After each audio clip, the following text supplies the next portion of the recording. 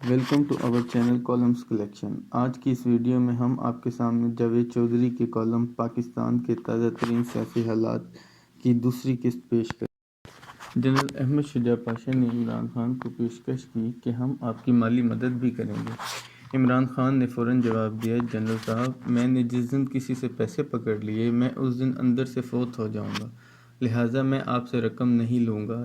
یہ واقعہ مجھے جنرل پاشا نے بتایا تھا اور ان کا کہنا تھا، یہ سن کر میرے دل میں عمران خان کی قدر بڑھ گئی۔ ملاقات کے بعد عمران خان جنرل پاشا کو گیٹ پر رخصت کرنے آئے تو وہاں ایک واقعہ ہو گیا۔ سڑک سے موٹر سائیکل پر دو لڑکے گزر رہے تھے۔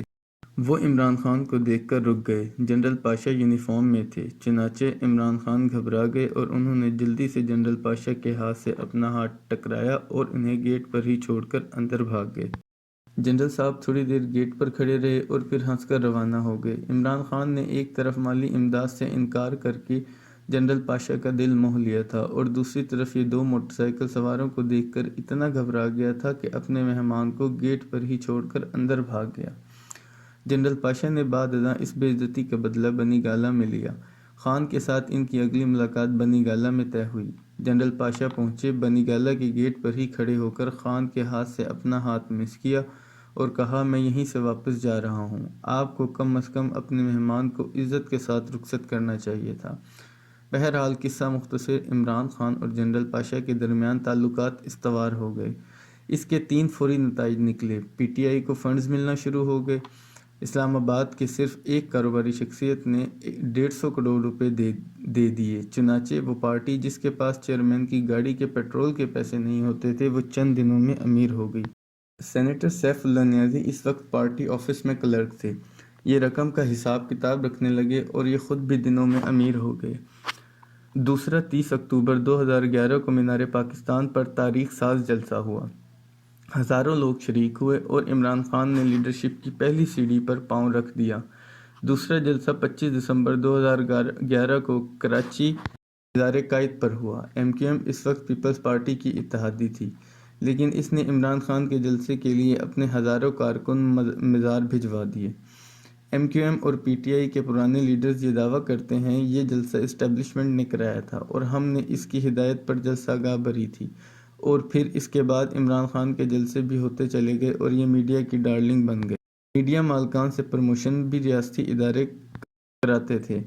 ٹاک شوز میں خان کی شمولیت کی ذمہ داری بھی فوج نے اٹھا لی۔ اور تیسرا، عمران خان کے دائیں بائیں درجنوں لیڈرز کھڑے کر دیے گئے۔ شاہ محمود قریشی نے ریمنڈ ڈیوس کے ایشو پر پیپلز پارٹی چھوڑ دی تھی، یہ نون لیگ جوائن کر رہے تھے۔ یہ انتہائی خوبصورت ویسٹ کوٹ پہن کر میاں نواز شریف سے ملے۔ میاں صاحب نے ان سے ویسٹ کوٹ کے درزی اور کپڑے کے بارے میں معلومات بھی لے لیں، لیکن پھر یہ اچانک ادھر کی بجائے ادھر چلے گئے۔ اسد عمر اس وقت اینگرو کے سربراہ تھے۔ یہ پنجاب میں میاں شہباز شریف کی ٹاسک فورس میں شامل تھے اور یہ بڑی تیزی سے شریف برادران کے قریب بھی ہو رہے تھے۔ ان کے دوسرے بھائی محمد زبیر نون لیگ کے میڈیا سیل میں تھے۔ اسد عمر نے بھی اسلام آباد میں ایک میٹنگ کی اور یہ بھی خان کے پاس چلے گئے۔ جہانگیر ترین کو صدر آصف علی زرداری نے جنرل پاشا کے پاس بھجوا دیا۔ یہ اپنی شوگر مل کے لیے انڈیا سے سکھ انجینئر پاکستان منگوانا چاہتے تھے۔ انہیں آئی ایس آئی کی اجازت درکار تھی۔ یہ صدر زرداری کے ذریعے جنرل پاشا سے ملنے راولپنڈی گئے اور یہ بھی 4 دن بعد جہاز سمیت پی ٹی آئی میں شامل ہو گئے۔ مجھے اس دور میں میاں شہباز شریف نے بتایا، میں ملتان کے دورے پر گیا، میں نے ایئرپورٹ پر ایک جانا پہچانا سرکاری جہاز دیکھا۔ میں نے پوچھا تو مجھے بتایا گیا، جنرل پاشا جہانگیر ترین سے ملاقات کے لیے آئے ہیں۔ شیخ رشید اور مشاہد حسین سید کو بھی پی ٹی آئی کی طرف دھکیلا گیا۔ شیخ رشید 2012 میں پارٹی کے اتحادی بن گئے، تاہم مشاہد صاحب نے عین وقت پر معذرت کر لی اور یہ واپس نون لیگ میں چلے گئے۔ چودھری اعتزاز احسن اور قمر زمان کائرہ کو بھی پش کیا جا رہا تھا۔ یہ راضی بھی ہو گئے، مگر عمران خان نے ان کی ڈیمانڈز ماننے سے انکار کر دیا تھا۔ یہ بات بعد ازاں آصف علی زرداری تک پہنچ گئی اور یہ طویل عرصہ دونوں صاحبان سے ناراض رہے۔ یہ سلسلہ چلتا رہا یہاں تک کہ جنرل پاشا ریٹائر ہو گئے اور لیفٹیننٹ جنرل ظہیر الاسلام D G I S I بن گئے اور عمران خان پروجیکٹ انہیں ورثے میں مل گیا۔ 2013 کے الیکشنز میں جنرل ظہیر الاسلام کا بہت بڑا کنٹریبیوشن تھا۔ اسٹیبلشمنٹ کا خیال تھا عمران خان کامیاب ہو جائیں گے، مگر نتائج نے سب کو حیران کر دیا۔ نون لیگ 126 سیٹیں جیت گئی اور عمران خان بمشکل کے پی میں حکومت بنانے کے قابل ہو سکے۔ عمران خان الیکشن ہار چکے تھے، لیکن ہمیں بہرحال خان کی یہ خوبی ماننا ہوگی، یہ گیو اپ نہیں کرتے۔ عمران خان نے 4 حلقے کھولنے کا مطالبہ کر دیا اور ان کا یہ مطالبہ آہستہ آہستہ زور پکڑتا چلا گیا، یہاں تک کہ یہ ایک بڑی سیاسی قوت بن گئے۔ 29 نومبر 2013 کو میاں نواز شریف نے جنرل راحیل شریف کو آرمی چیف بنا دیا۔ جنرل راحیل جمہوریت پسند تھے، یہ حکومت کو ڈیریل نہیں کرنا چاہتے تھے، لیکن اس وقت تک عمران خان گلیاں اور سڑکیں گرم کر چکے تھے، لنڈن پلان بھی بن چکا تھا، عوامی طاقت کے لیے علامہ طاہر القادری کی خدمات بھی حاصل کی جا چکی تھی اور میڈیا کو بھی اشتہارات اور فنڈز کے ذریعے ہاتھ میں لایا جا چکا تھا۔ ٹی وی کے 8 نئے اینکرز اور 6 میڈیا مالکان کو عمران خان کے لیے وقف کر دیا گیا۔ میڈیا کمپنیوں کی سی ای اوز تک بدل دیے گئے۔ عمران خان کے حامی اینکرز اپنی تنخواہ، مراعات اور پروگرام کا وقت تک خود پسند کرتے تھے، اور جو اینکر اس بیانیے سے انکار کرتا تھا اس کا پروگرام چلتے چلتے بند ہو جاتا تھا۔ میں خود اس زمانے کا وکٹم ہوں، میرا پروگرام کئی بار ڈاؤن ہوا اور مجھے سوشل میڈیا پر لاکھوں کی تعداد میں گالیاں اور دھمکیاں دی گئیں۔ بہرحال لانگ مارچ اور دھرنا شروع ہوا اور یہ بری طرح پٹ گیا، مگر یہ ٹیلی ویژن پر روزانہ کامیاب دکھائی دیتا تھا۔ میں یہاں نواز شریف کی ایک خوبی کا اعتراف بھی کروں گا، یہ شخص گھبراتا نہیں اور یہ ضد میں عمران خان سے بھی کئی گنا آگے ہے۔